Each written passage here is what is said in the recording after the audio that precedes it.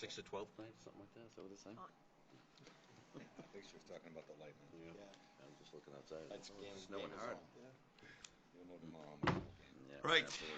I will call to order this fine workshop of April 9, 2019. And please join me for the pledge.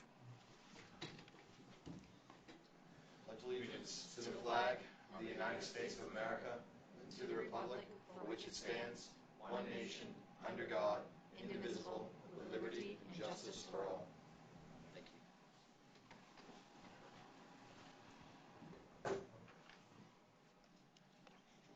While we're talking, I just want to make sure we're all on the same page. I know traditionally in council sessions, when we have somebody who's out, we take a vote on that. We obviously don't vote in workshops.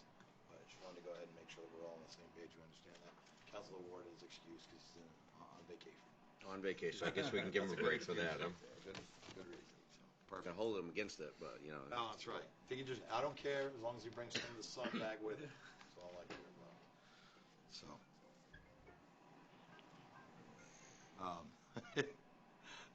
Roll call. I think that it's her, not me. Counselor Albert, Here. Counselor Rochelle, Here.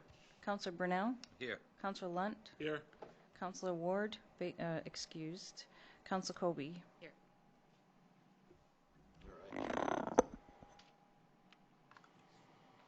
And we all have a pretty strong grasp on the meeting rules, so I'm going to forego those, if that's okay. All right, great. Let's dive right in. So up first is EMA budget. And Lisa Ward is here. If you want to come up to the table, Lisa. Hot seat right there. I'm going to be looking at notes on my phone, so for the viewing public, anybody here, I'm not checking Facebook. It's funny, that's what my kids say, too. No. No. I'll kick this one off. I propose an increase to the wage line due to the amount of time that Lisa spends, especially in training and doing other things with for the EMA, as the EMA director for the town of Lisbon. During the past year, she spent quite a lot of time on the hazard mitigation and also policy that we had to have an update. I guess we have that update every 5 years. And also the grants that she's been helping us get through the Department of Homeland Security, and most recently the 3 years worth of grants for the generator project that's coming to fruition. Lisa can talk to you about some of the training that she does and the time commitment involved in doing that. I have, actually, the Maine Association of Local Emergency Managers has a huge list. I think of it as a wish list of what they hope every emergency manager will do. And so what I do is go through it and look at what looks like it's going to be most pertinent to us right now so that I can get that training in.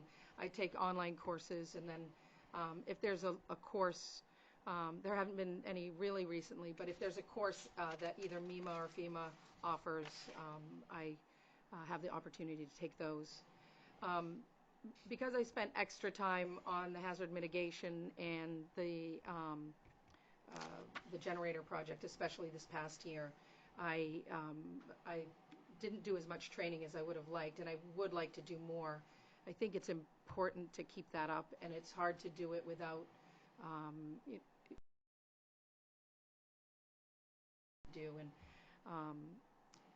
I would like to get more of that training, because I think that over the next 2 to 4 years, how emergency management works is changing year by year, and I don't want to be left behind in that. I want to make sure that I stay caught up. So I would like to concentrate on that a little more also.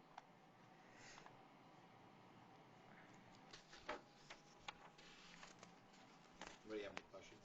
I do, if I may, Chair. Absolutely. Lisa, as far as the training that you're talking about, there's not a lot on the budget as far as for the idea of the training. Is that part of the dues? It's actually on the budget. There's a line item for dues that's for local emergency managers, or the MALE. Yeah, MALM. Yeah. That is, I can't remember how much it is. I know it's with $35. Yeah, it's like maybe. 35. Is that? Yeah. That's an annual fee that allows me access to their website and makes sure that I'm in the loop on the trainings that are being offered. And then sometimes different counties will offer different training opportunities. And, the good thing is there isn't usually a charge of any kind unless I need to go to FEMA for training, which I've avoided so far. But I'd just bring it up because you mentioned the idea of the ongoing training, and we didn't Yeah. really see a whole lot that was actually measured for that in the budget, that's all. right. I mean, I don't have a lot of actual, I have my mail-in fees. There might be an occasional fee for an event or something, but I usually do what I can to try to get it waived or find a way to be a part of it without having to pay extra, so. The training they're at no cost? Trainings? Well, I choose the ones that are no cost. Okay. If at some point there's one that is a cost, then I'll just keep track of it so I know what I'm spending on them, but I'm usually able to do them at no cost. Yeah, I just didn't see a line for training. No, there- That's why I was asking that Yeah, question. it's one of the nice things, all the Homeland Security courses and the FEMA courses and FEMA courses, those are all at no cost. If I were to go away to do some trainings, those are the ones that cost more, but it's more certifications, not really trainings, so it's book work. So. Anybody else? I just have a question. Sure. For account 5132, it has workers' comp insurance at 36, but the request worksheet has it at 10. Is that an error? Did I not update that? Maybe I didn't update that.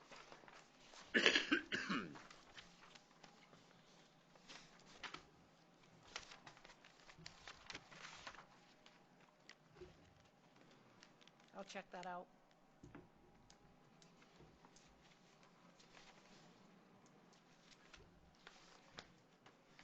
Anybody else?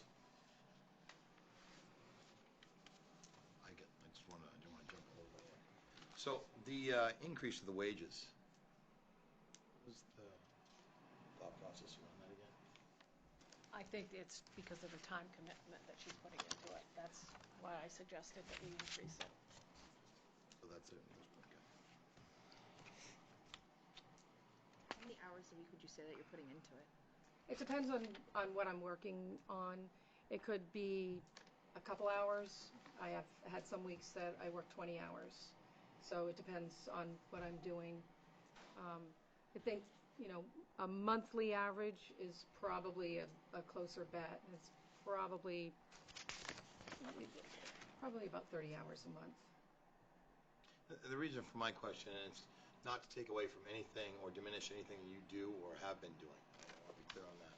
But I think it's something that's tough for me to go ahead and support an increase at this time. When I look at other departments, I'll use planning board as an example. They're putting in a lot of time as well, and we don't consider that an opportunity for something we're going to increase. I just think it sends the wrong message, sets the wrong precedent. So that's where I'm living on that. And again, nothing to take away from everything you do. It's greatly appreciated, but I'm genuinely concerned that we might be opening the door to a Pandora's box. I don't necessarily know that we want to run down that road.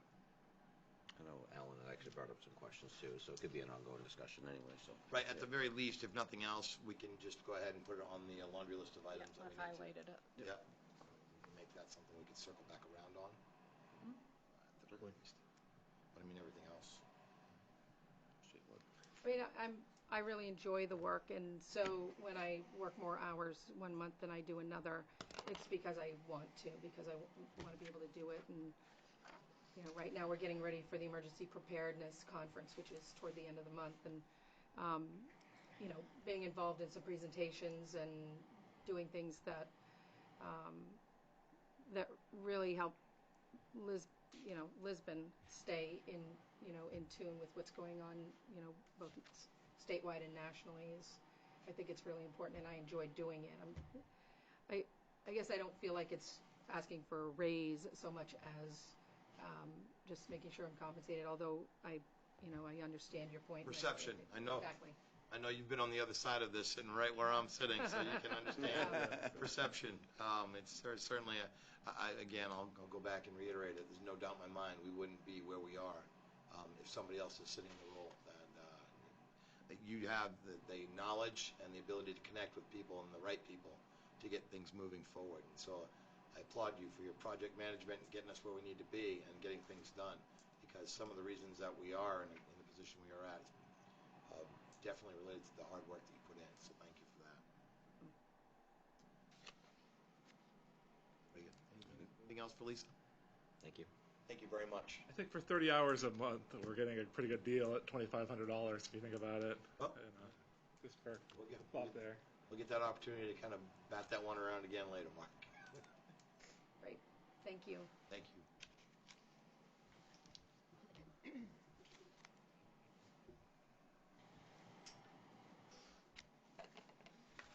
All right, Lisbon Emergency up next.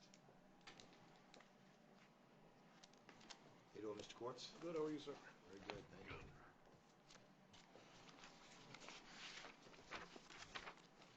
So, John Quartz, Captain Elizabeth Emergency, the Chief James McDonald's here tonight also. Start out with the beginning of the year. This is our first year that we charge the towns of Lisbon and Bowdoin under contract. We did make the changes. We've changed our board around to allow 2 members to be appointed by the Lisbon Town Manager and then one by the Bowdoin Town Selectmen. Those 2 were Chief Leclerc and Lydia Colston, Finance Manager. We continue to remain transparent. We send monthly financials to the Lisbon Town Manager, as well as Lydia was on our budget committee, as well as George Roy. Financials, general ledger is sent monthly out to that. If any additional reports need to be sent, just let us know. We'll send anything out that needs to be sent. Start out with, I guess, capital improvements that happened in 2018. Phase 2 of 3 of our bays was completed, which consisted of humidifiers and electrical work. Our base radio, water tower generator, bulletproof vest, high-vis jackets were all done with grants. Nice.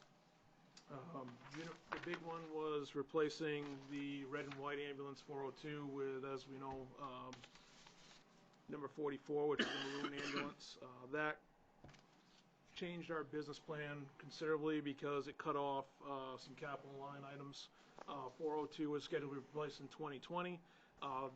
That was taken care of with 44. Also, a power lift and a power stretcher came with that ambulance, which consisted of about $40,000 worth of equipment that was on our long-term capital improvement plan, so that was taken off. Excellent. I know when I was here last year, we were undecided what we were going to do with 402. We were looking into either keeping it as a backup or possibly with transfers. It was decided that transfers are not going to, unfortunately, be able to happen, and the cost of keeping it with insurance, maintenance, so forth, wasn't in our best interest, so that's up for sale. Going forward, for capital improvement, we had an ambulance committee set up to look at both ambulances. They are behaving at this time, the ones we have. They're staying underneath their repair budget.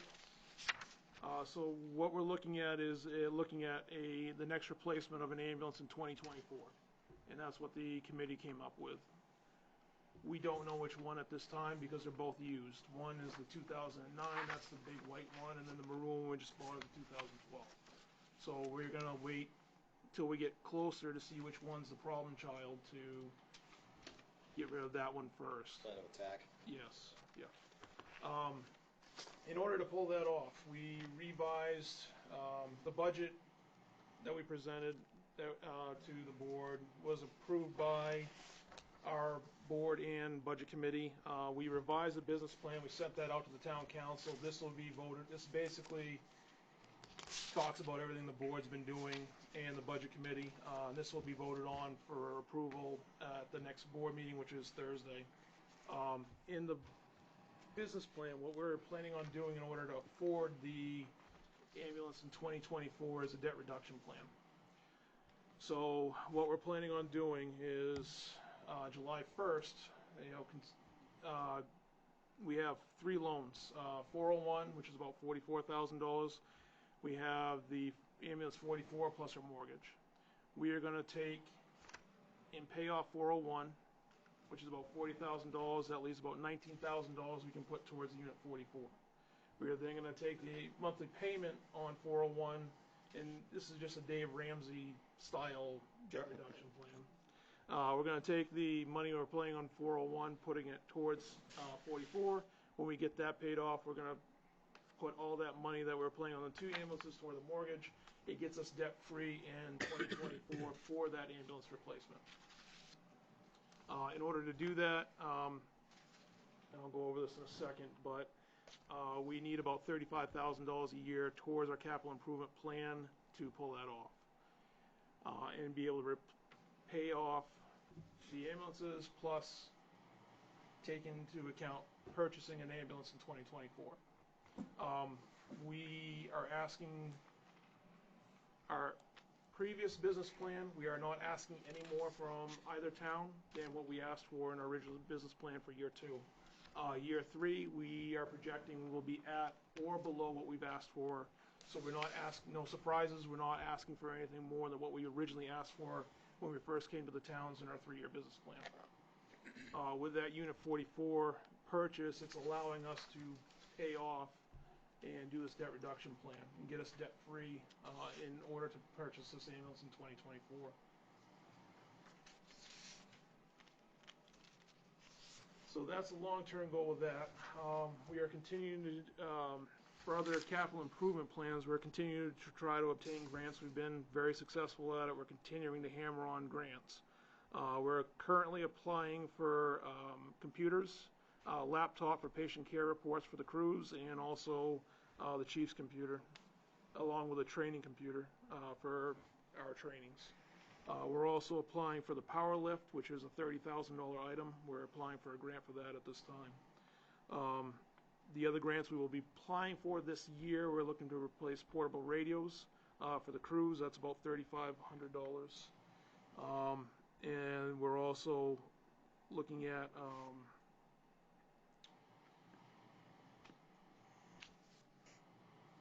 applying for grants for the power load system, the patient care reporting computer, and the radios, 5 radios.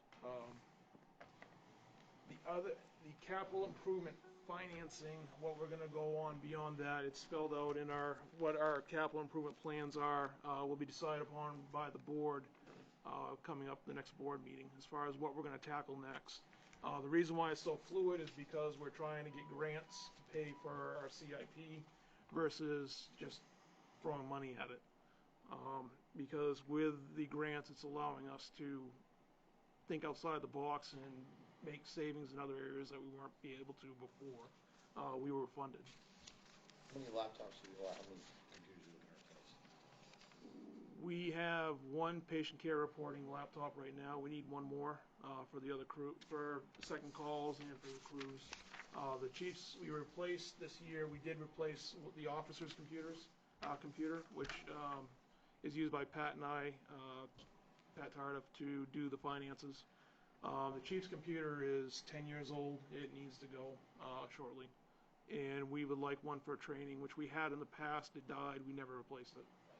The reason I mention that to you is that the school is helping the council out.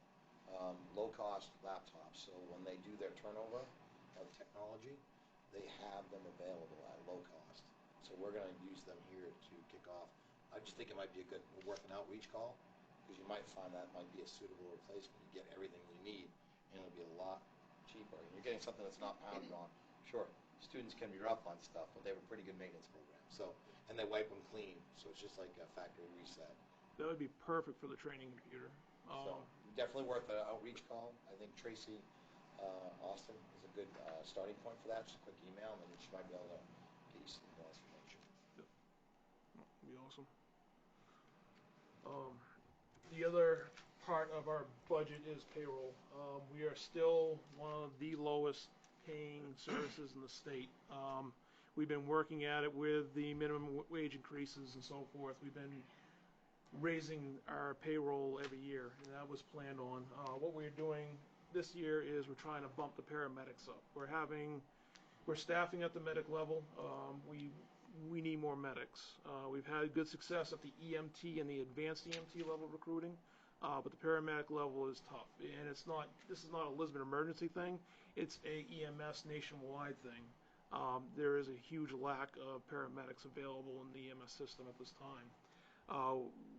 With this new budget, it gets our medics at the average payroll in the area. So it's going to get us a lot more competitive to bring in more medics. To take us from the lowest end of the scale to maybe more towards the middle? Yep.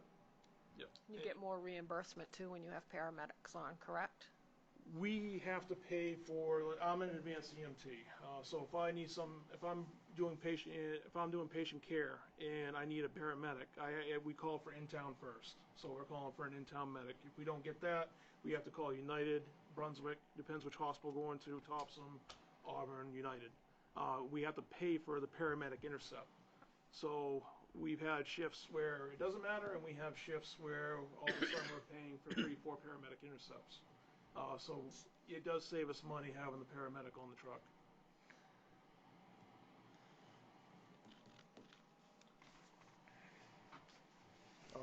Future goals, staffing of shifts at the advanced and medic level, keeping it at, we're currently at 100%, we want to keep it that way. Staffing at the paramedic level, we're currently around 76%, we want to get that to at least 83%, bring on a couple more medics. Continuous quality improvement, which is our staff reviewing our runs. We want to keep that at or above 80%. We're currently at 80%. Training of people in town of CPR, we want to get that level to 200. We're on track to meet that goal. Applying for grants, the power load system. We are going to try to apply for an ambulance for a grant, but that's a long shot, but you can't win if you don't play. Type deal. Patient care reporting computer replaced, and the radio replacements, the radios being replaced. Fundraising, we're looking to try to get that goal to trying to raise $1,000. We're currently around 200. And also training for team CPR among the crews.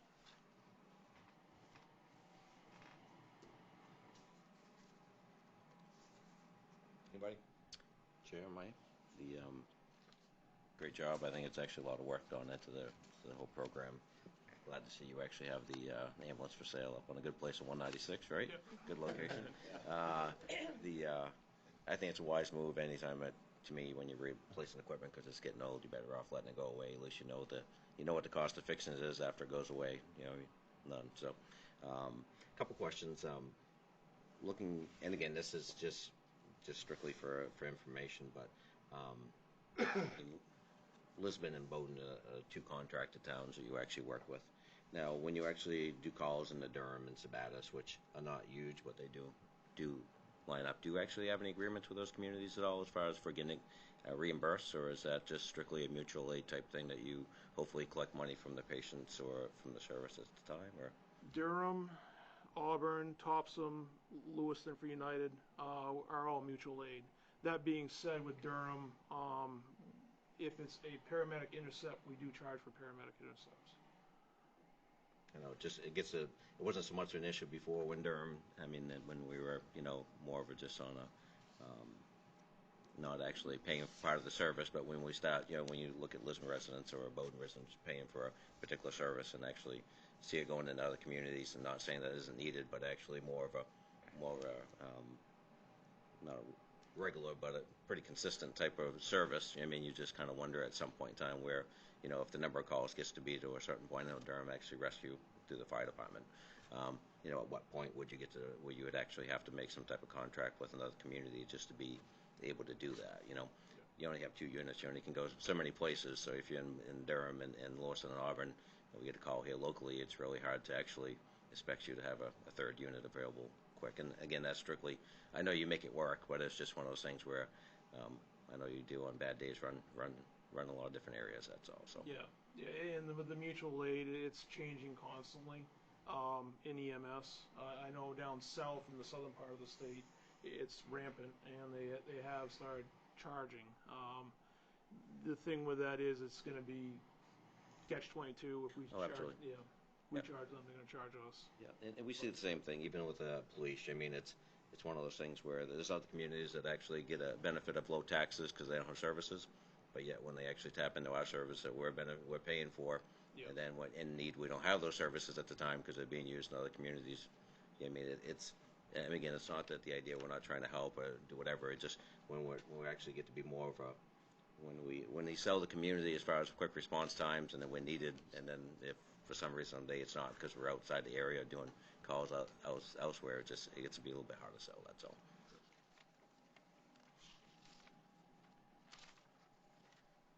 That's it for me. Yep. Anything else? Anyone? Anything else? Transparency, absolutely. It's been a great partnership so far, so certainly makes it easy when we're all on the same page. So, I think, long term, I know that you have the CIP in place. I know we're looking at no surprises through the 3-year, which is fantastic. And it's hard to speculate ahead, but looking at the next, how many ever years after that, is the end game to be at a point where self-sustaining again? No. Okay.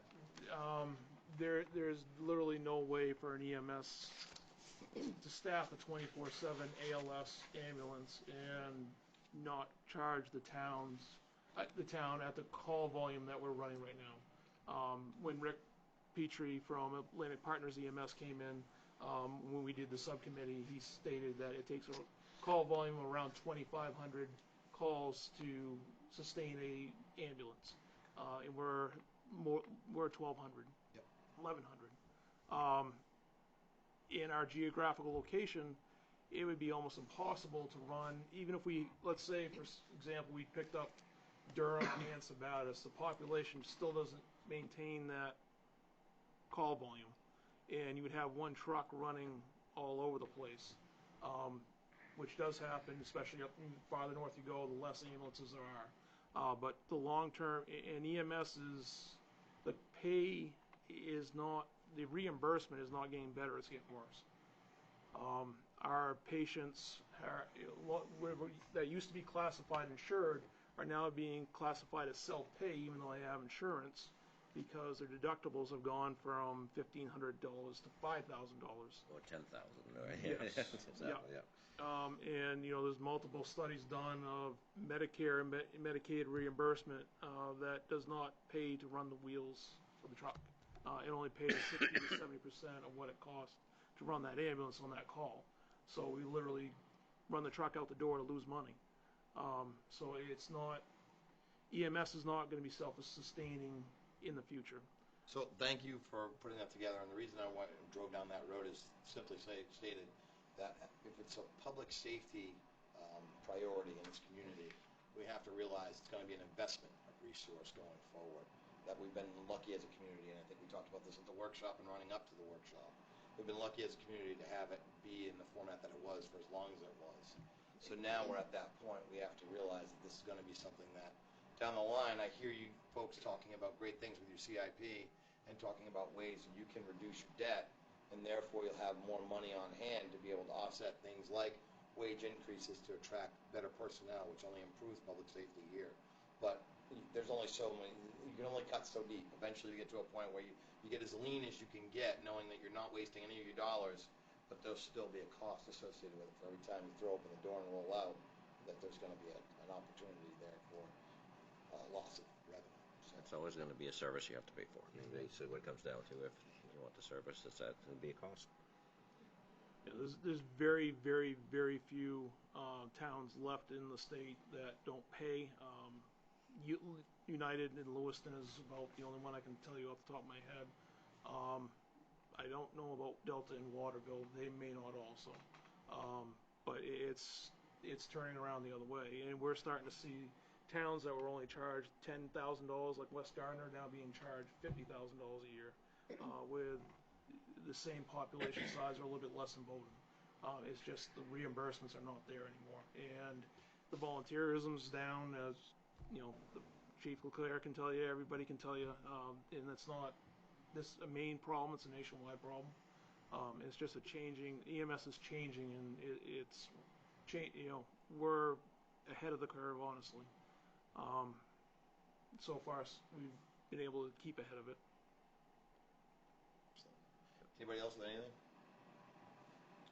On a personal note, before go ahead, did you have No, I said it's all good. I was going to say, on a personal note, before you get out of the chair, I wanted to tell you that your staff was fantastic. I was in an auto accident. I thought you didn't know that already, but I was in an auto accident back at the end of February. They were first on scene. They took great care of me. Not that I expected anything less. It was just, I was really surprised, even though I had to get a first-hand experience, which I would gladly not had. I had really just blown away by how great they were. So I wanted to pass it along. Thank you. Yeah, and we would like to, Lisbon Emergency would like to thank the town council, selectmen, town manager. Without your town's people, obviously, without your support, we would not exist at this point. It's not sustainable, and we greatly appreciate all the support we received. We'd also like to thank Lydia Colston.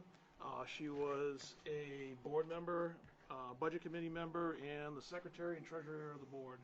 She is going to be very much missed. I'll agree with that sentiment. Yep. Thanks very much. Appreciate your time. Thank you, Chief.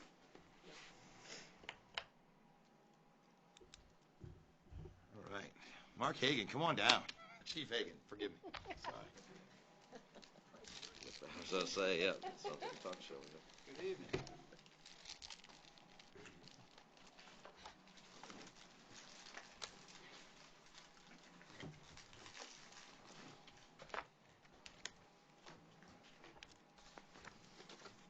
In preparation for this evening, I wasn't sure how you folks wanted to address everything. I had typed up some of the highlights or lowlights, depending on the way you look at it, that I could either throw out to you on all three departments, or I could just wait and answer your questions, whatever you folks. I think that's a great place to start if you want to start there.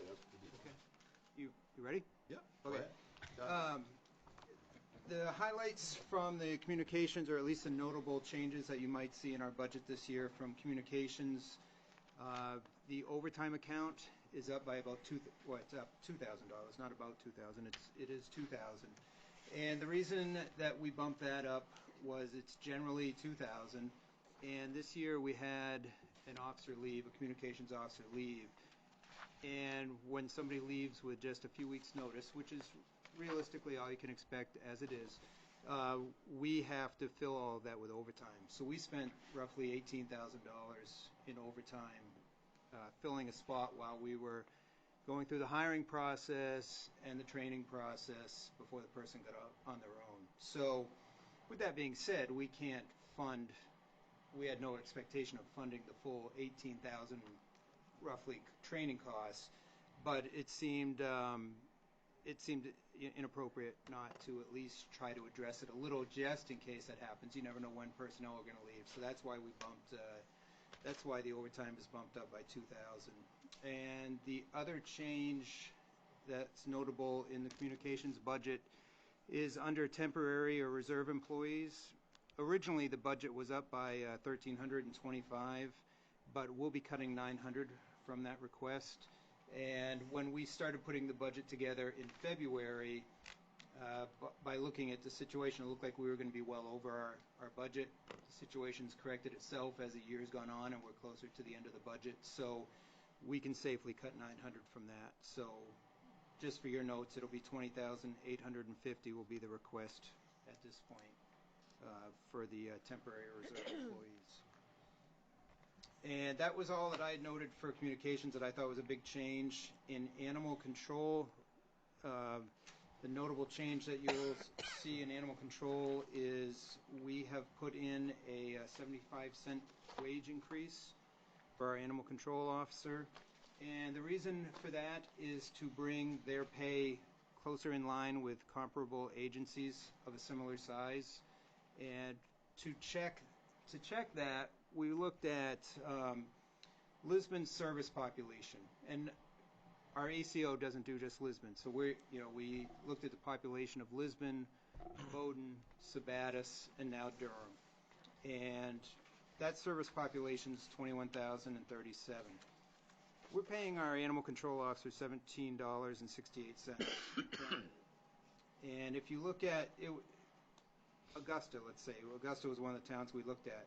Their population's 18,594. They pay, their top step is 1825. Brunswick has a population of 20,619. They pay 1987. Lewiston, their population's 36,221, but they're a neighboring agency, so we use that. Plus, it was difficult to find a service population similar to what we're using here, and they pay 2030. So Lisbon's at the bottom of that. And so, again, we also are looking at the one of the town goals, which is to retain good people and potentially, if we need to hire, be able to draw good people. So we looked at that. Lisbon's on the bottom of that pay scale. We believe that if we bump it up to 75 cents, our ACO is going to get a 25-cent longevity step because he's hitting his 20th year this year. That still only brings the ACO up to 1868 in the town of Lisbon. So it puts him just above Augusta, still well below Lewiston and Brunswick. But we thought that that was a fair pay increase. The other notable changes in the ACO area is fuel costs are up by $1,550. That is simply the fact that the cost of fuel this year is higher, and the fact that we have added Durham to our service area. So when we looked at that, we needed to bump up the amount of fuel that he's using. And we cut the tire budget by $385. This spring we'll be purchasing some tires that'll get us through the next budget year, barring some type of catastrophe. So we were able to cut some money there. If you'd like, I'll move on to the PD budget, and we'll go from there. So on the PD budget, we cut $1,300 from our overtime account. We were able to cut $3,000 this year from our temporary reserve account. We cut another $1,000 from the court overtime account this year. Big change that I'm sure you noticed was our replacement account. And you may recall that last year we combined our vacation, our sick time, our training, holiday, personal day. We combined all the accounts where basically we're paying people to be replaced. And the way we came up with that was by combining those accounts and basically a best guess on my part, to be honest with you, as far as what we should have in that account. And earlier, again, when we started looking at this in February, it looked like we were going to be well above. We also found when we started looking at it, there was a discrepancy in some money that we were reimbursed for an officer that was out on sick leave and due to a workplace injury. The money was put in the wrong place, to be honest with you, and that's my bad. So the money's in our account, it's just not in the right spot. So we're going to be able to draw that down. So there won't be a $24,000 increase, which is what you see when you look at it on paper. It's probably going to be about $4,000. So not a $24,000, but a $4,000 increase. Yes, sir.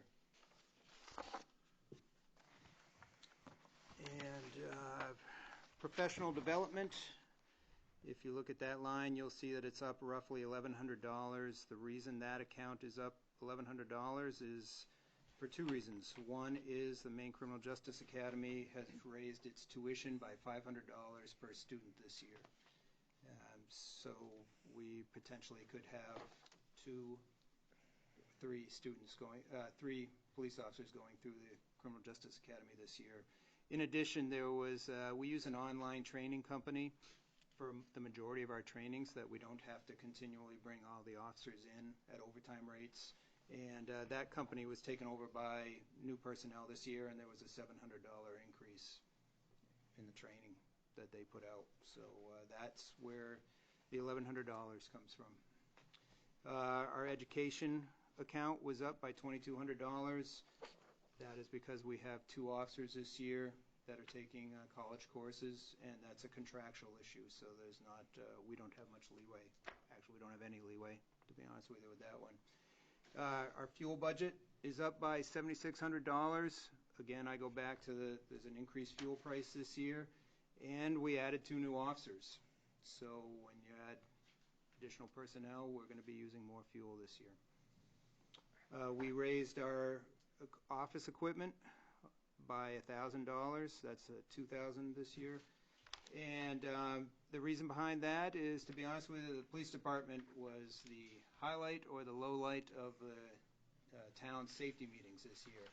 Seems to be many of the injuries were coming out of the police department. Some of that was just the nature of the business, and our officers get injured sometimes because of the personnel we're dealing with. The other part was we've had a few repetitive motion type workplace injuries, so we're in a position where we've having to buy different chairs, different keyboards, different mice, well, I'm not sure what the appropriate term is for that, but it's all more expensive.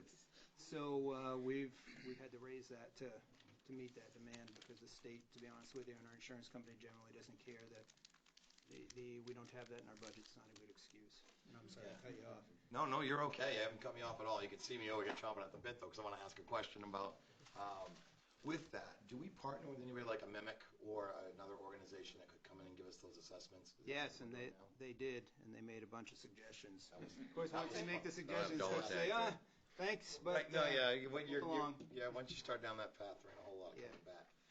It's good. So at least we know that this is a one-time large investment. Then after that, it'll just be as we go. We're doing the ergonomic assessments, I'm sure, as part of our onboarding as well. they came in a month, maybe 2 months ago, and did all those, and we're still in the process of trying to follow up with all of their suggestions.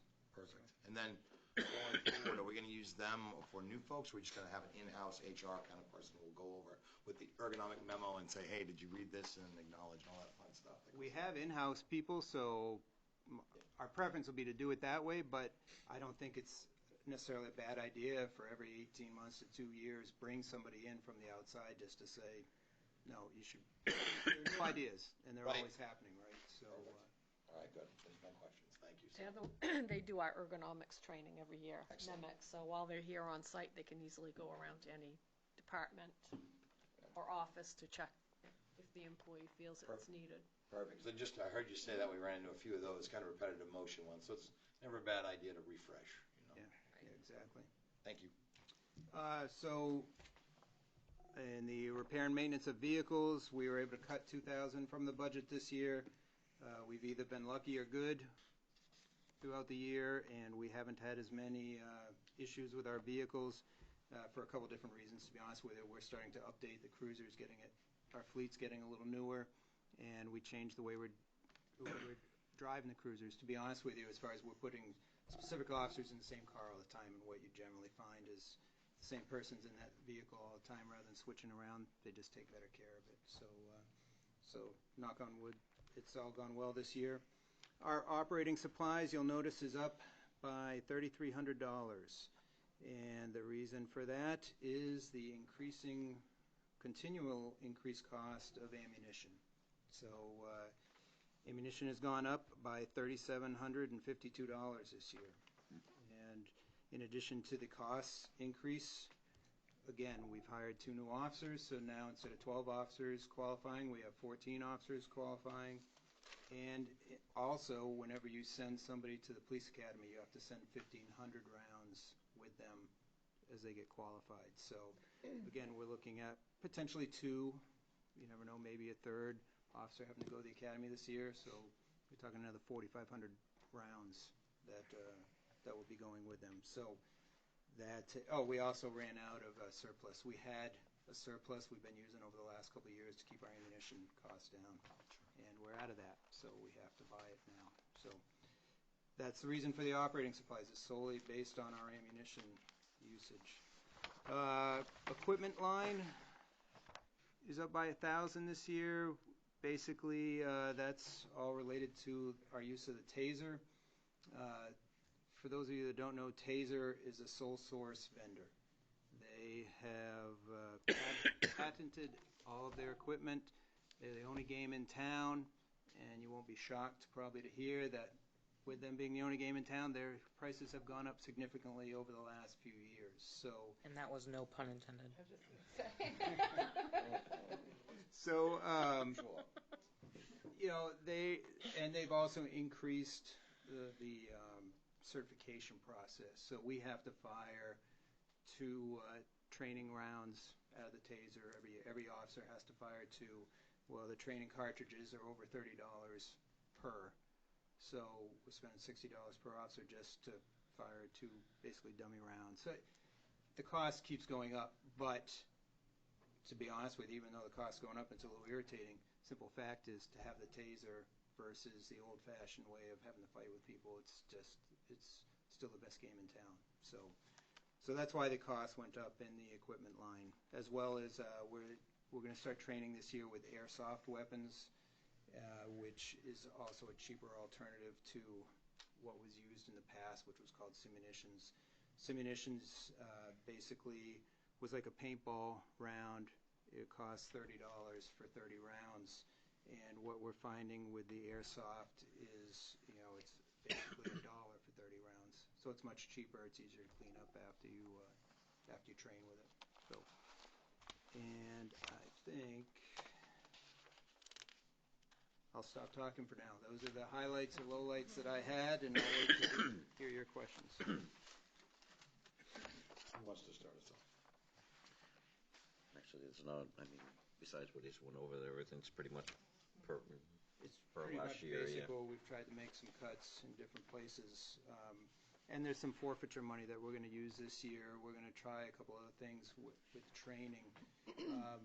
I'll just tell you about it real quick. And last year, we switched over to the newer rifles, if you recall, through the budget process. We have shotguns in the vehicles, but to be honest with you, nobody's grabbing a shotgun anymore when you've got a brand new rifle with brand new optics on it that help you in low light situations. So what we want to do to supplement the tasers are good for roughly 25 feet out. And what we want to do, since we have the shotguns, is transfer them over to what's called a less lethal round. It's basically a sock round, which is good for 75 feet out. So we, put the distance out 3 times that for the taser in a situation where if we have somebody threatening us with a weapon and we are able to have 2 officers on scene, if it's a lethal force situation, we're still going to have 1 officer with a weapon, but we can get the shotguns with these sock rounds out and potentially end the situation there without having a loss of life situation. So we're going to use drug forfeiture for that. And another issue we ran into this year with equipment is our tasers are basically at or beyond their lifespan, so we're going to use forfeited assets to start purchasing new tasers. Sounds like a great plan. May I? So the change of policy as far as for like the shotguns, is that something you'll be doing in-house training? Is that something Yes. training that you? Yes. The plan was, once we got through the budget, Yeah. to come in front of you to use drug forfeiture money to get the equipment to change the shotguns over. But we won't be doing any training till after July because we've used all of our training money for this year. So it'll be something right in the fall we're going to hit the ground running with, hopefully. And it's good to hear that the new policy or a new plan for the cruisers is actually helping on maintenance, which we think that was the end game anyways, hopefully, right, that you'd have less downtime, less maintenance.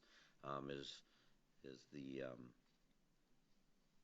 I guess it's probably not more of a budgetary questions, but is preventive maintenance as far as on the cruisers, is that being so adequately done through our local? I know we've had some up and downs in some of our mechanical staff, or do you actually see that that's changing and more sublet? That was the, excuse me, that was the other bonus this year. We've been able to get a lot more done through Public Works and through the use of the mechanics there, where last year they were short for quite a while, and we had to sub everything out to various people. So obviously it's much cheaper on the towns if we can use Public Works. And we actually have that staff now, I believe, right? New employee. Good. That's nice. Yeah. Preventive maintenance is a key factor of that all working together too. So. That's great. Yeah, definitely nice to hear. Exploring another non-lethal option. Having one that presents a little bit more space between you and the bad guy before you have to make tougher decisions. Exactly. I mean, anything like this, between saving lives and nobody wants to talk about it, but to be honest with you, the insurance, the potential liability to the town to have another option for us, and we don't want our personnel to have to go through, an actual taking a life situation. So I think it'll be good all around. Excellent.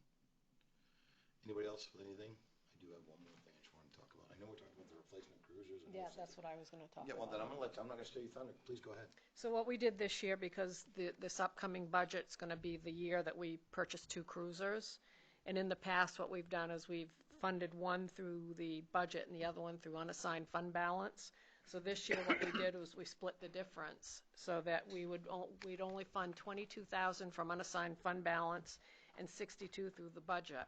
And that will get us 2 cruisers this year. But if we keep funding the budget at $62,000, the next time we come to the 2-year, we'll have the money in a reserve.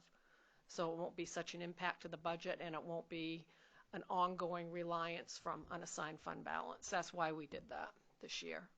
So if we keep on that track, we should only have to rely on fund balance this one more time, because eventually that fund balance is going to run out. So the plan, like you said, the plan Yeah. being to do this one time, the next time we're set up. We're so set up. every time we stay on this schedule, Right. we're prepared and we're able to pay for it out of pocket. Well, that's the hope. I mean, on ongoing Yeah. budgets, it's easier to maintain a line than it is to actually just have that fluctuation. And Right. that was my concern about the idea of using any undesignated. The fund balance in sense is kind of like that, like a stimulus. Cookies. It is. Almost like a stimulus We do it program this where one eventually last someone time, has to that's pay all we'll have to at the end do. of the day. I mean, As long as we keep raising the 62, or right around that. So that was the method behind that madness. I'm just kind of curious. That does explain a lot, because the Yeah. idea of you just hate to actually not have that in the line budget for the next coming years. Right.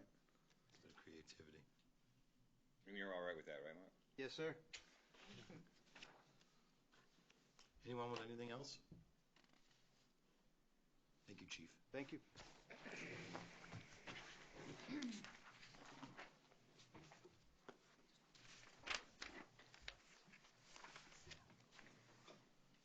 How you doing, Chief? Good. Good. Thank you for coming in tonight. All right. So, I guess the first thing I'm gonna hit on is my wage line for this year. The wage line, as you can see, is a $65,000 increase in the wage line. The reason behind this is I'm requesting 3 per diem positions, 8 hours a day, 5 days a week. That's to give the fire department consistent staffing throughout the daytime during our hardest time to get personnel. So basically what we run into is right now my daytime crew is basically off-duty full-time firefighters and retirees. And as my retirees get older, they're not as available.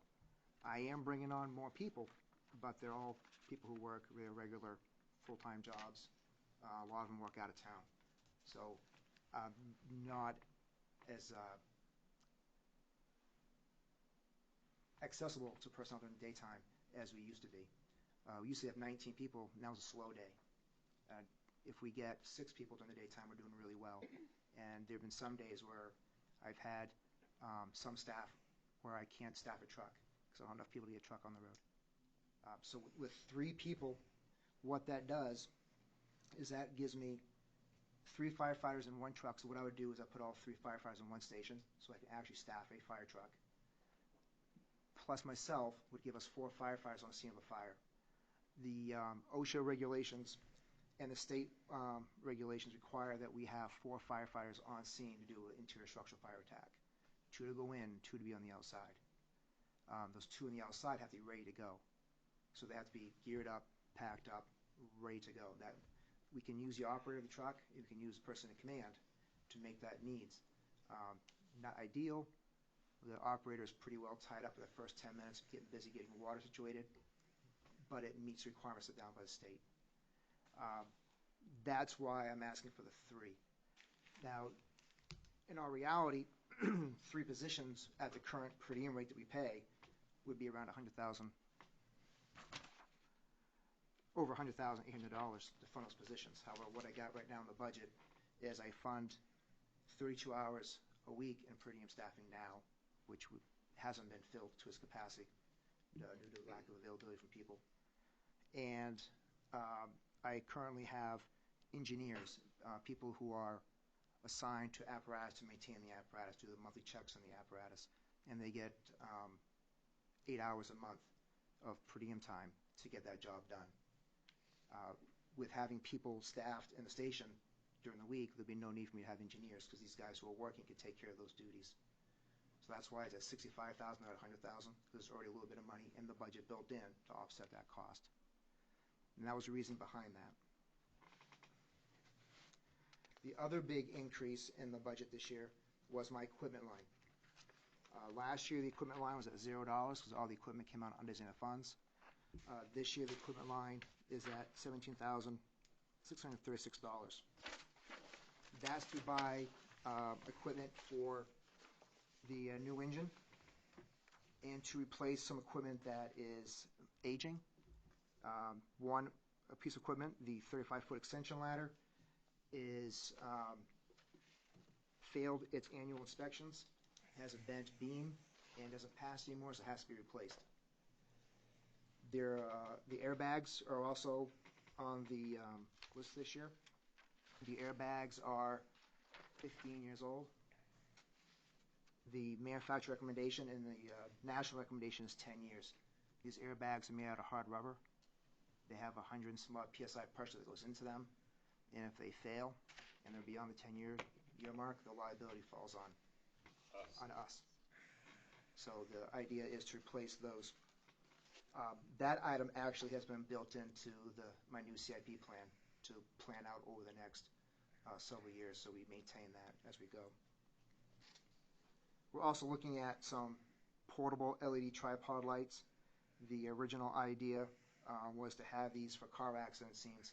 The National Safety Transportation Bureau, I think that's who they are, when they come up with the traffic safety plans, they recommend that the people out there holding the stop-slow sign, the directing traffic, have some sort of portable illumination so they're seen. And that's what these were originally intended for, was for safety measures. The other tools that are in there, especially the nozzles, the current nozzles that are on Engine 7 are what we call automatic fog nozzles. They don't operate with compressed air foam, which is what we're using on Truck 6, on Engine 1, and the new truck will have it as well. So we have to buy new nozzles to make that transition when the new truck comes in. And as everything in the fire service, nothing's cheap. One nozzle is almost $700, and we need 5 of them. So that's why that line's at the 7,636. Those are the big increases. The training line went up $2,500. That is so we can try to get better quality training within the department, including bringing in outside instructors, which isn't cheap. The last year and a half, we've been bringing in specialized instructors to do our trainings and things like water and ice rescue, people who have more expertise in that. So that will help us do that. And our training in the area available to us in Lisbon is, what we can do in Lisbon is limited. So trying to get people out to other places that do training, as Lisa was saying earlier, you travel away, it costs money in trying to get those classes. And that's why that line went up. This year, I'm pretty much going to exhaust my, by the time the year is done, I'll pretty much exhaust the current training line.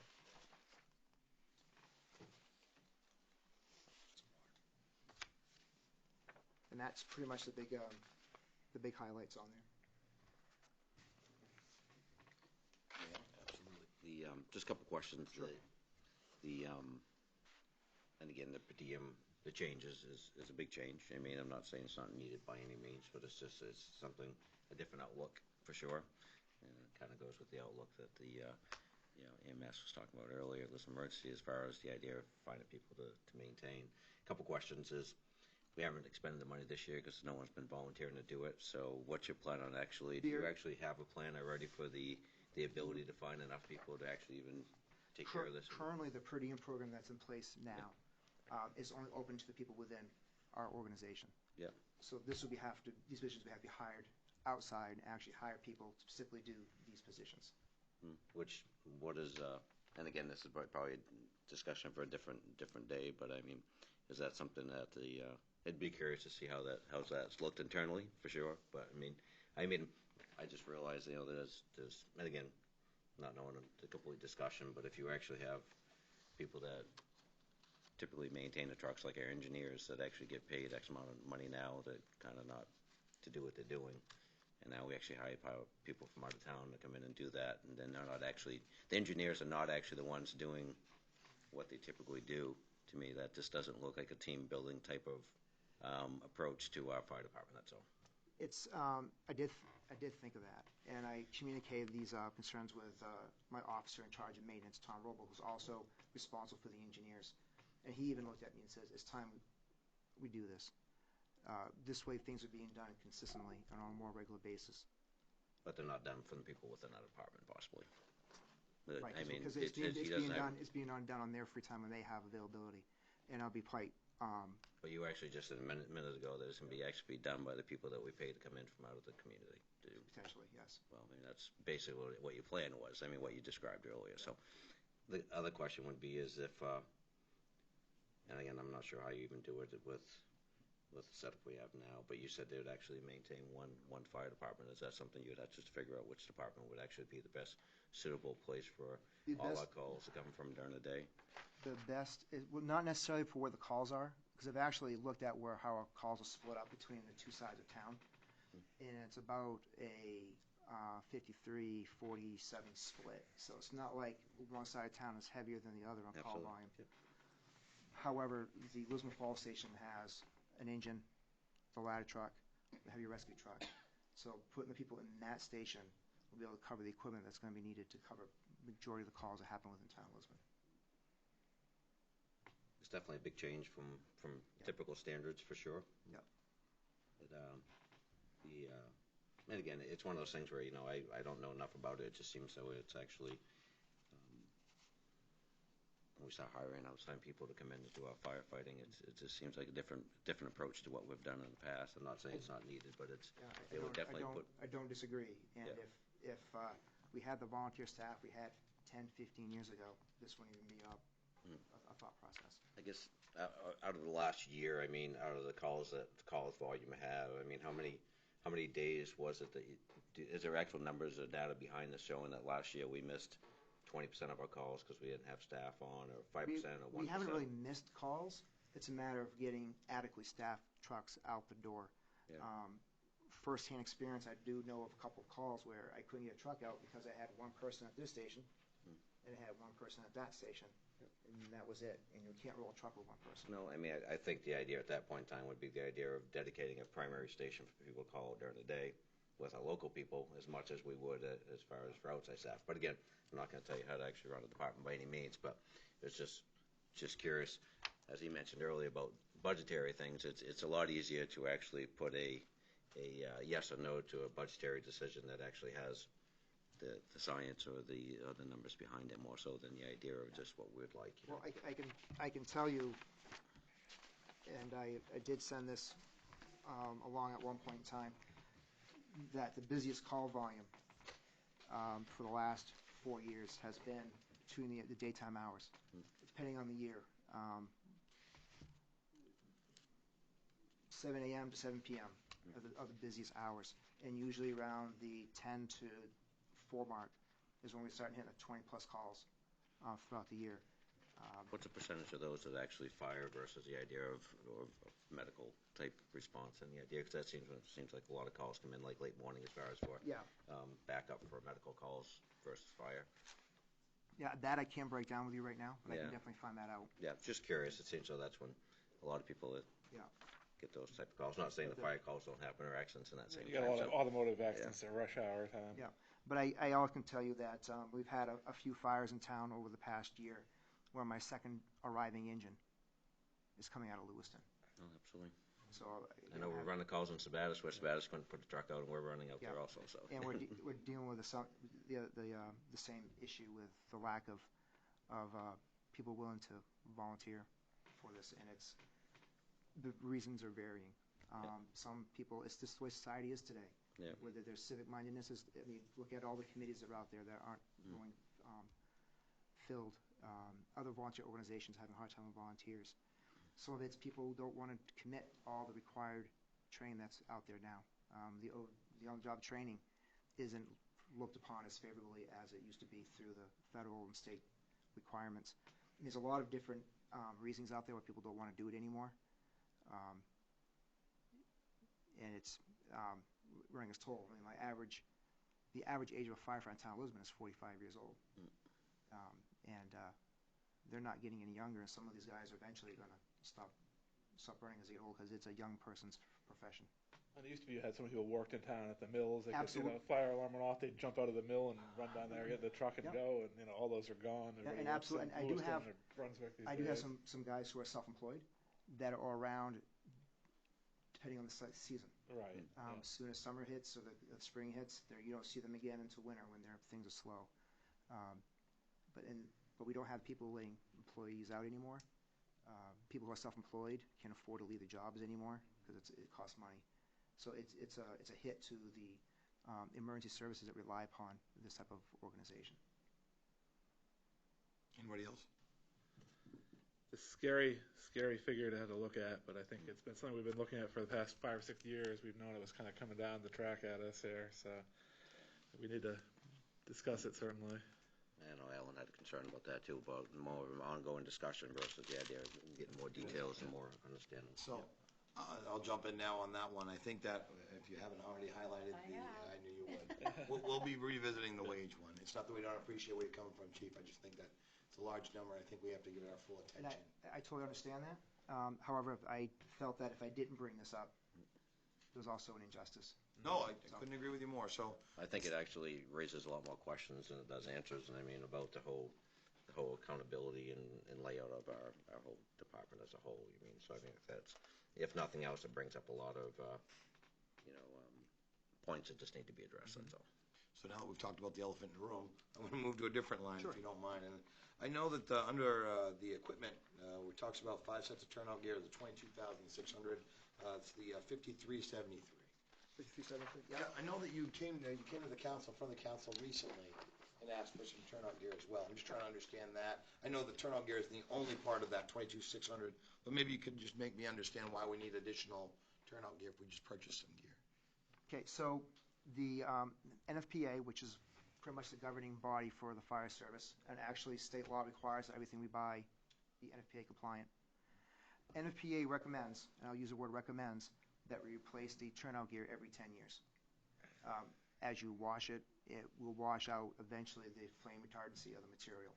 So it has to be replaced over time. However, when we're not purchasing gear because of its age or purchasing gear because of condition.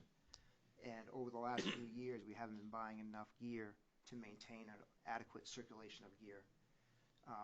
So buying 5 sets of gear and continuing to buy sets of gear will get us to keep the rotation going, so to keep older gear circulated out and new gear circulated in, to keep the firefighters adequately protected. So I don't think anybody can argue that. Yeah. But I just want to understand. Now How many that- new sets of gear do we have right now?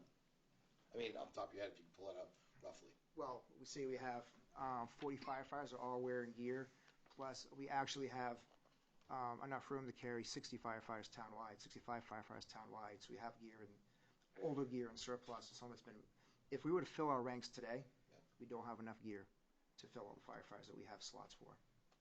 And There's the stuff's been old reason and- I'm asking that question is because Yeah. we're understanding that there's a staffing issue right now. Yeah. So do we have enough newer gear to cover the existing? That's where I'm driving at. We have people who are gear now that need to have the gear replaced. Okay. That's what I wanted to hear. Yeah. And in that line, that 5373 line, only a portion of that covers the actual turnout gear. Yeah, I saw that. I saw the other items that were in there. Yep. Perfectly fine. I wanted to reconcile that because I know that was a recent ask for gear. So I just wanted to understand where we were on that, more importantly, and if we are having a staffing crisis right now, I don't want to use that word, staffing challenges. If we're having some staffing challenges, I want to understand of the active firefighters that we have, do we have enough newer gear or saying so that they're safe and covered? It's not so much that I was looking to cut the 5 out. Yep. I wanted to see where we're at right now.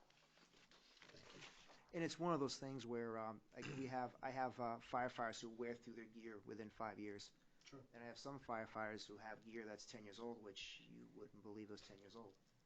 So it all depends on how active that individual is. But yeah. Fair enough. That's good enough for me. Anybody else have anything? Thank you for your time.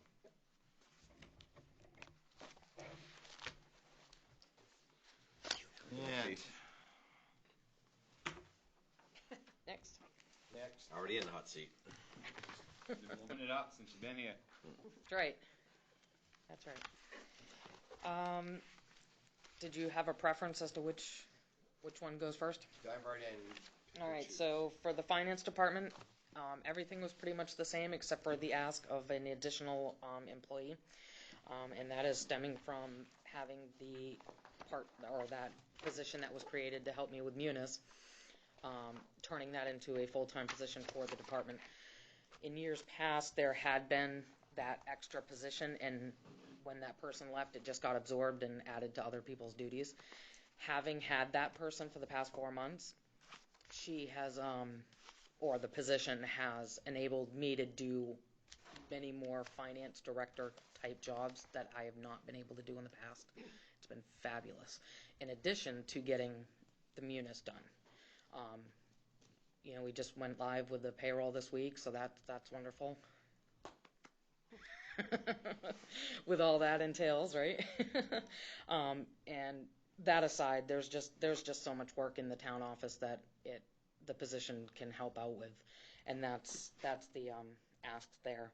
Obviously, my line item, wage line, is going to change. I don't know where that'll end up.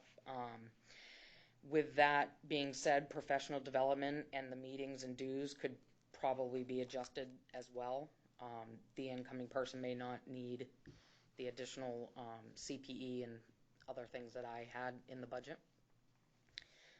So that may go down with your new finance director. Other than that, there's not much. Everything else stayed pretty much constant. Postage went up a couple of hundred because postage went up. Other than that, that's about it. Any questions on the finance? Just, it's not so much a question as I just want to make a place mark. We're going to need to revisit. Yeah, we're going to need to revisit the additional staff member. And I think it's important that we just go ahead and kind of talk about what that looks like, and more importantly, where we see the savings. I understand from what you're saying on how it's allowed you to be able to focus on the responsibilities that we would like you to be looking at versus some of the more day-to-day ops and things that were taking up your time, including that project side.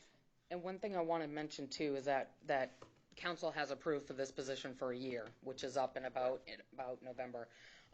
We currently pay about, it was $1.50 more an hour to the temp agency. So if that is a position that you wanted to create, it would behoove us to do so sooner rather than later. Right. To save that $1.50 an hour. I think that certainly that's a great point to bring up. I think right now, it's not that we don't want to. I think it's more about let's talk it through and see where we know that she's contracted with us through November. So I think it gives us a little bit of a time to make some assessment when we bring on a new finance director. I'm sure you're going to leave some very easy to follow kind of instructions as far as somebody will come in and put their own stamp on it, but they'll be able to go ahead and follow along what you've been able to do to streamline it and add some efficiencies. And so I think that happening will give us a little time for that particular person to get into their role and maybe get an assessment together for us within the contracted time we have right now. Sure. But we'll talk more about it as we circle back. And all these guys will shoot me down and we'll vote something completely different. And you'll be in Maryland. And I'll be in Maryland. I just want to touch a little bit on that too. Please. I've been here almost 5 years now, and the amount of work that comes out of these offices is incredible. And like Lydia said, there used to be that position, and we just keep putting more and more work on very few people in this building, and it's to the point where they're not getting all of their work done. And even myself, I'm doing a lot of the hands-on work too because there just isn't time. So there really is a need for the position, and I really hope you think about it and I can't stress enough the need for this position with the amount of stress that some of our employees are going under. And they're only going to be able to do it for so long, and then they're just going to move on to another job where they have less stress and will probably make more money. But, the girls that we have here working in this building are giving 210%, and I'm trying to do all the cross-training the best I can, which I'm doing. It's hard when one person pulls out, you get someone trained, and then they leave and go someplace else, and you got to start all over again. And every time we have a new position that's vacant, we look at how can we restructure to take some of the workload off in some of these people. And we can only go so far because we can't put any more on that front office staff because their main job is to wait on the customers, their customer service. So you can't give them a project or something that's going to take them away or take their concentration away from that job to answer the phone or work on the counter. So it's mainly the back part here or the office manager that we're cross-training now. Right now, Megan's the only one that knows how to do the sewer billing.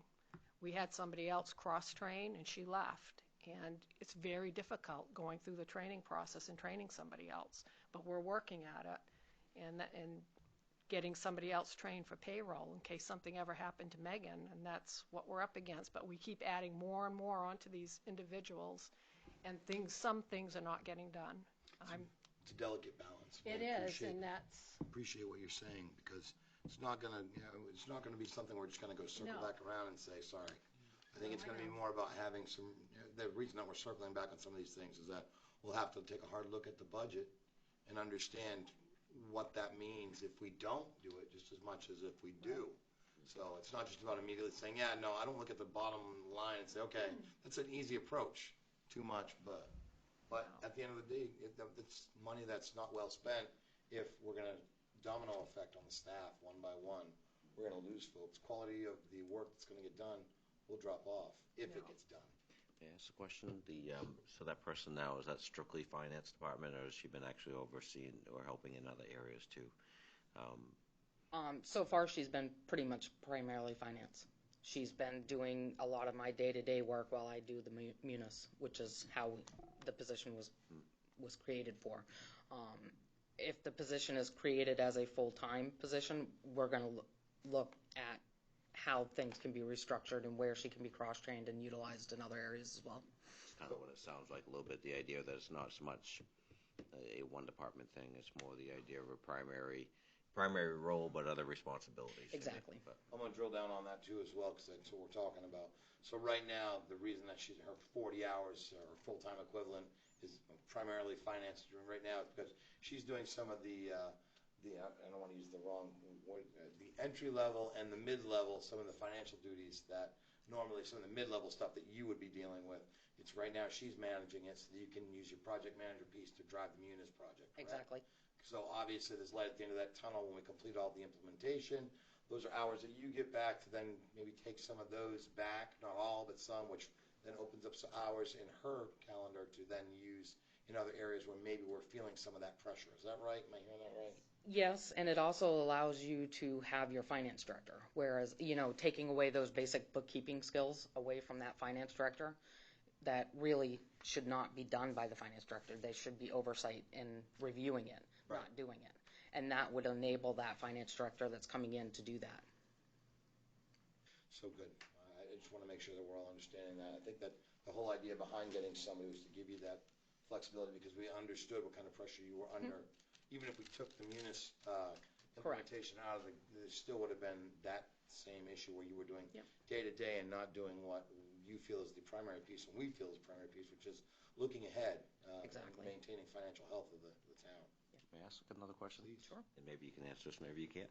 So going live this week on payroll. Yes. And hopefully everything goes well. I'm sure it will. We'll find out on Thursday.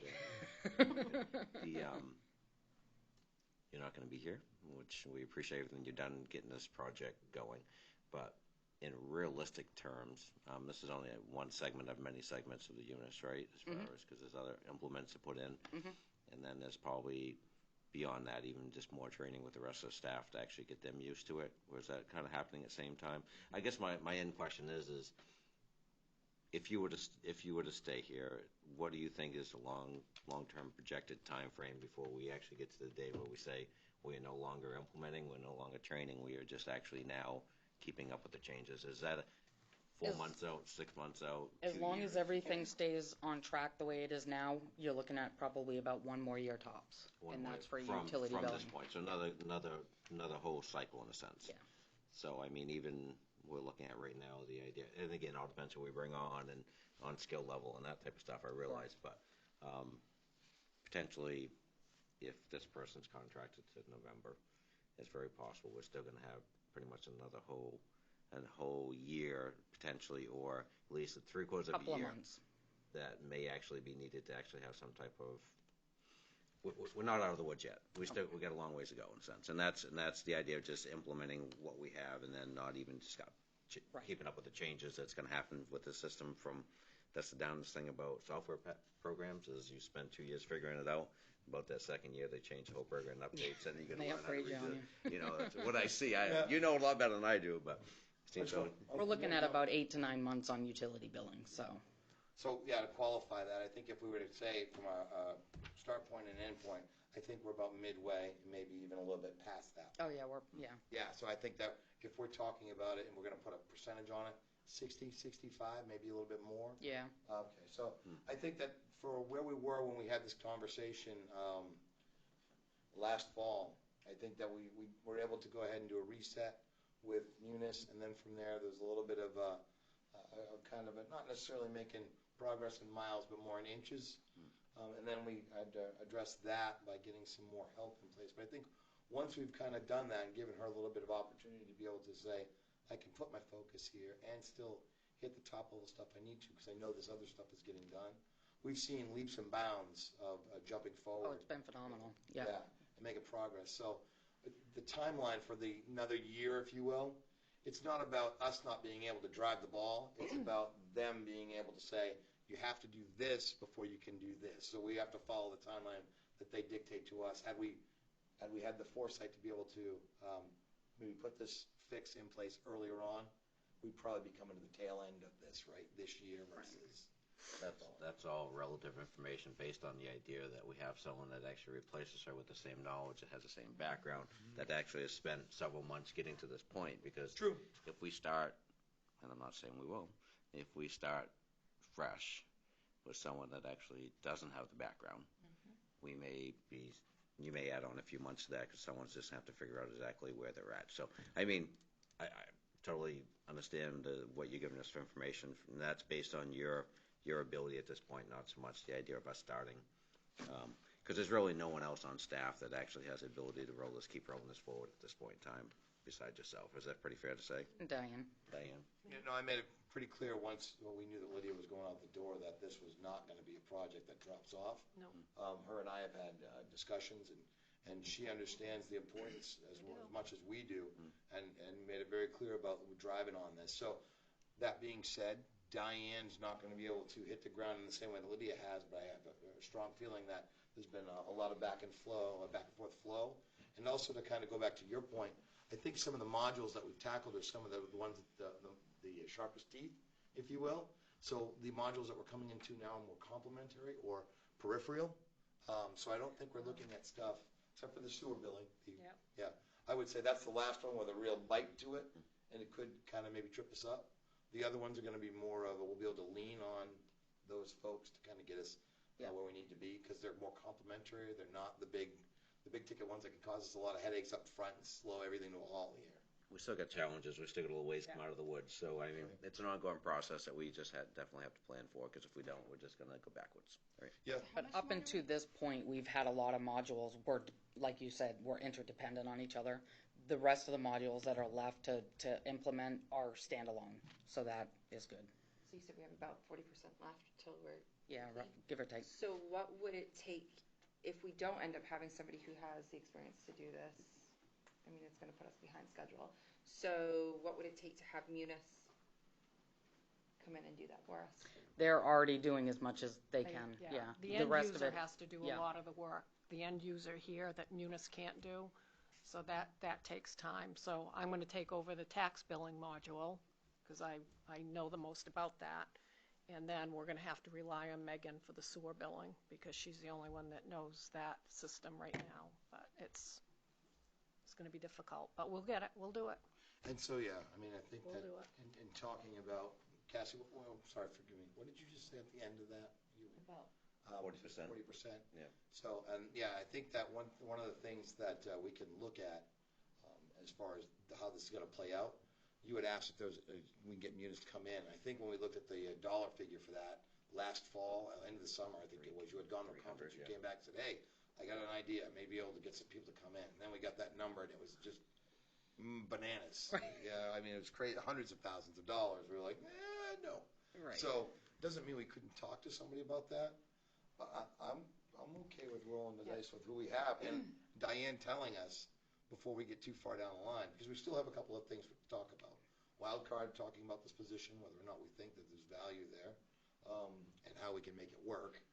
And then the other side of that is whichever director comes in knows out of the gate something that Lydia didn't have, which is I know I have help with this piece, and maybe they have or don't have munis experience, but either way, I'd like to think we're going to hire a qualified candidate. We'll be able to take a look at process and project management piece of it, understand what their role is and how they're going to drive things. And I'm sure- I mean, my only concern is that we've been working on this project for so long now. We're in what year? Great. I mean, we're paying for it. We're contracted. Like, it's how much money are we wasting not having it? We're using it. Right, I understand that, but we're not at full implementation. I mean, I know things like this take time, but at what point do we just start pushing it along a little bit faster? We can only go as fast as the folks at Munis Exactly. are going to allow. We can't run if they're saying these things need to be vetted. So it's not like we can plug it in and be like, all right, that's done. They have to do the testing I to get constantly. that, but it also depends on us to be able to do our end of it. And if we don't have enough time or we don't have the people to do it, it's money being spent. Well, let's ask that question then. So right now, in the current last 4 months that you've had somebody on, have you ever failed to hit a Munis deadline? Are you consistently able to keep up? Do you feel like you're falling behind at any point in time? No, I feel better than I have in the 3 years that I've been here. It's, Okay. I think a lot of it comes down to the idea, and even when this first came on, I was sitting in the audience listening, and I think the reality of what it took to get uploaded or on board with the units was presented as a project, but not a long-term project, and realistically, any community that buys into it is a 2 to 3 year window to the idea of buying it, get implemented, right? So it's not. Ellsworth, they were over 3 years before they got up and running. There's so much that you have to give them for information so that they can build the system. It's incredible. I've never been through anything like And this when in my life. when they but sell it it's- to you, they don't give you that No, they ticket saying don't. that They this is don't going to tell be you a that 3 year part of it. project. They sell it to you saying this is the greatest thing since sliced Yeah. bread, and it's going to make your world awesome shortly, right? But again, I think we've addressed that many times. It was basically the bait and switch or It's you hear all the great things about it. You see it demonstrated, but then you also got to realize that those aren't your numbers. Everything's got to get in there, That's and getting it in there is hard. It's easy to look at it on model homes. If you go somewhere, some build a beautiful home, you get a cape, you can get a ranch, you get whatever you want. You're walking through that, but then you still got to get your crap into the home after it gets built. Well, by the way, it's going to take a year. Yeah. So One of the points too, I think I was trying to drive is that regardless if we would have actually done it in-house or hired people to come in, the time frame is basically somewhat consistent. I mean, you may have someone come in that's a little bit more knowledgeable and fluent on it, but still, it's something that we couldn't have paid someone to come in and get this done in 6 months. No, there still is a conversion time and yeah. everything on Yeah. Tyler's end. And circling back around for just one moment, the thing that with the big picture stuff, it's easy to kind of narrowly focus on implementation, but we have to kind of widen out our view on this, and that is we're replacing something that was wholly inadequate, causing our people more work on the back end to do basic everyday tasks and still not get answers on technical support requests for things that were critical to the support of our townspeople. How long do we have Trio? What year are we in on that? How long do we have that system? Have we at the town Yeah, here? how long's Trio been? I don't know. 2010? 2010, I think. Yeah. Okay. 10, So maybe. we're looking at a system that's 9 years. So right now, we're contracted to pay for, I think, 7 years, if my memory serves me correctly, with Munis. And then we knew when we were talking about this, because of the size that we are, we're not going to see growth. It's not going to huge growth. So it's going to be sustainable, measured growth at that. We've been pretty much consistently the same level for a long time. But the idea is that we can use this system for probably double that time. Yeah. We can use this 14 years. Everything that we're going to pay after year 7 is a maintenance cost that isn't much. We're talking a few $1,000s, not what we've been paying consistently. So while we're giving money on the front end for this, and it feels like, man, it's taken a lot to get us where we need to be, on the back end, this thing's going to save us a ton of cash. And the fact that the support for this will be right down the road, they'll give us the support that we need without too much trouble to get A, phone support or email support, or B, boots on the ground. We don't have to wait for somebody to fly in from a remote state. We can say, hi, can you have somebody drive up the highway and give us a hand? So. We're going to hold you to that, so it's okay. Yeah. Place mark. Call All right. So yeah. No. There. We pounded that one pretty much into the ground. Anybody else with anything before we move on? All right, so tax collectors, one change that we did is you'll see the temporary wage line is at 0, but we increased overtime by 1,000. So for the first time since I've been here, we're actually fully staffed in the front. So we really don't have a need for temporary people to come in and cover those vacation days like we had in the past. That being said, it's causing some additional overtime with the current employees.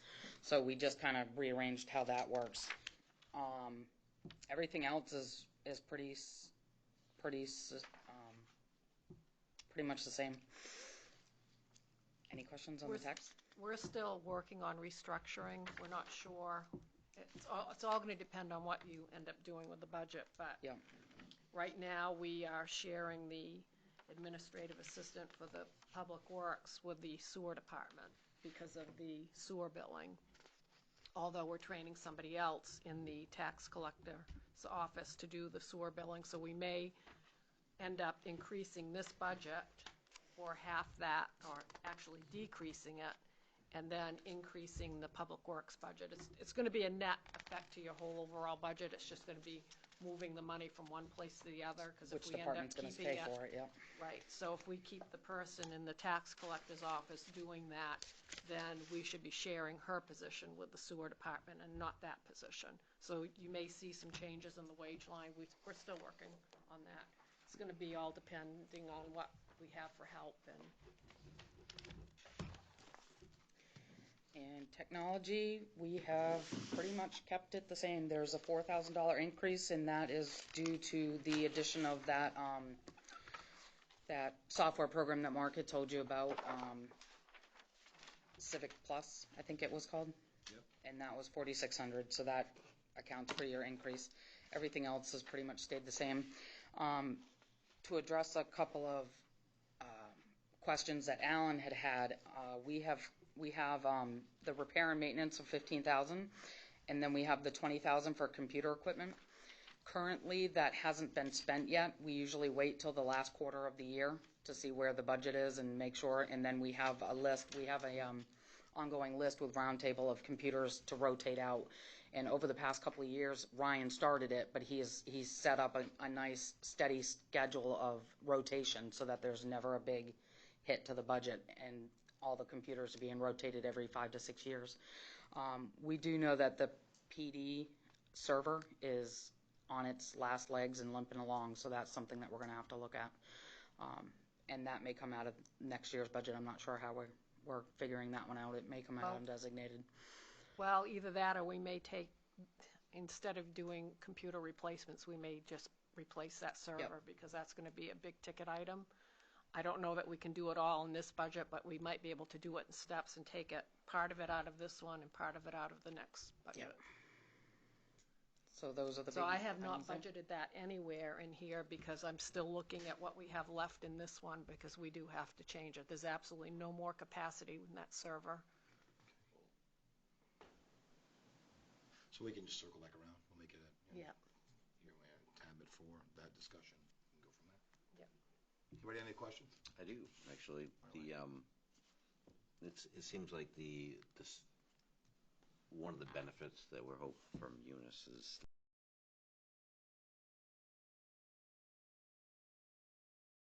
processing from the original idea of putting it on was the idea of efficiencies as far as for making things easier. Mhm. Do we actually see that once like the sewer is actually uploaded into this, that that's actually going to relieve some of the,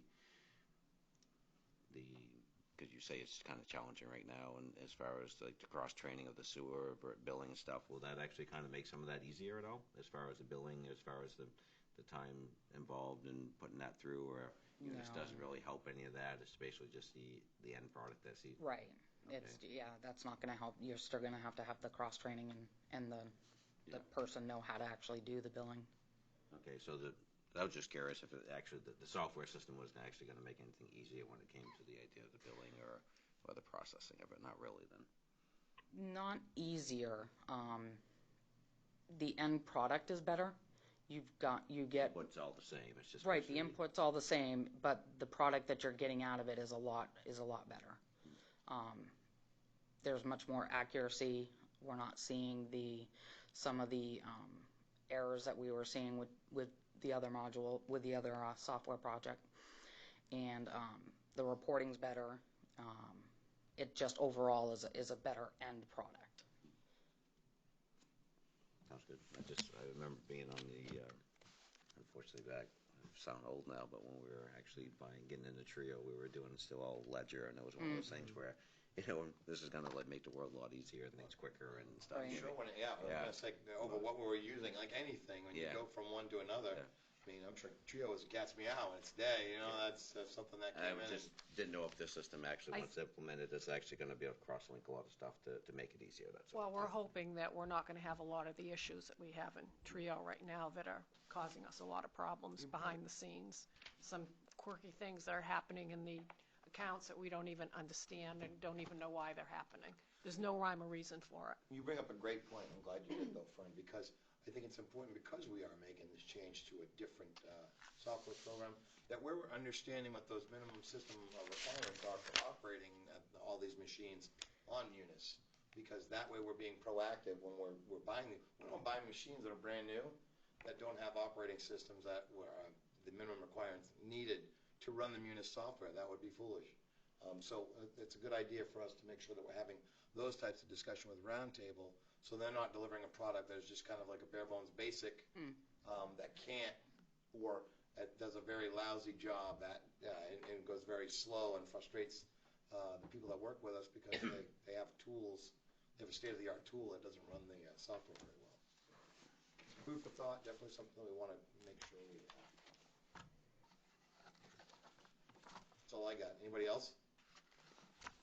That Civic Plus, can you just explain again what that is for? So currently, Mark takes payments online for different programs, and my understanding of it now is the current system, they take a percentage of each Okay, one. right, that's what he explained, okay. And yes, then they've right. decided not to do that, Right, and they were so just going to that's- charge a We're just flat paying fee. for the program through here, right? It's not Exactly. additional software or something. Exactly. I got a question on that also. When Mark was explaining the other night, and I didn't have really much information to ask questions on. Yeah. Because I probably would have sounded dumb at the time, but why is their system for collecting money through credit cards different than we would use here? Because they're managing the program. They're doing all the registrations and everything. Because I asked the same question. I thought, why couldn't we just do it through Inform Me? But Inform Me doesn't take care of the registrations. So it's a unique package for them. And it's not costing us anything because we're going to get the revenue on the other side that's going to pay for it. I mean, well, we're getting revenue to offset it, but it's still costing us. The $4,600 is still an outgoing expense, Right, but we're It getting was more costing revenue us like than that. $8,000 before. It was, It was just coming off, we weren't seeing it. Right. We didn't have to write a check, but it was coming off the revenue that was coming in. So they're actually it's not so, and that's what I was just trying to figure out the other Yep. night, whether it's just a surcharge for they call it the convenience fee of actually using a credit card, and that's what I was kind of thinking, but. No, it's for their program all. So it's a third-party vendor that's actually doing some of their scheduling and Exactly. their. Yep. It's basically, Online registrations service. and stuff like that. it's more of a service than it is just a credit Exactly. card company. Gotcha. Yep. That's what piece I didn't get the other night. 'cause I'm Yeah, trying to that think why cost is we- not for Yeah. just for using credit cards. That's for everything that they do online. Yeah, I was just trying to think about that the other night, why we were actually using different systems on different parts Yeah, of that town. makes sense. And that answers it. Thank you. Anyone else?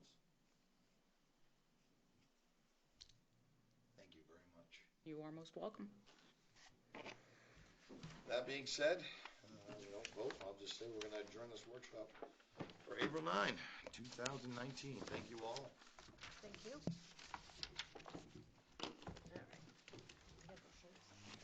Absolutely, I'm gonna make a pit stop before we do that. Wicked fun. Something